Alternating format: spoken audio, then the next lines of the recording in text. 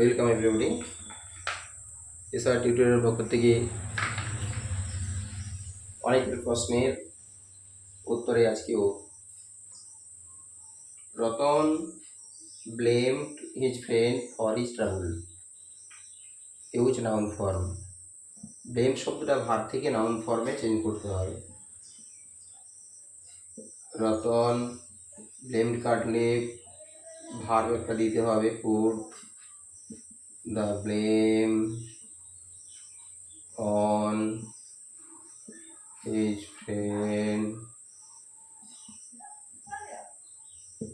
for his trouble. Verb কেটে verb, তারপরে দিক আর্টিকেল দিয়ে ব্লেমড। সহজেই আমরা এই প্রশ্নের উত্তরটা রেডি করতে পারবো। পরবর্তী ভিডিওর জন্য অবশ্যই সাবস্ক্রাইব করে পাশে থাকবে।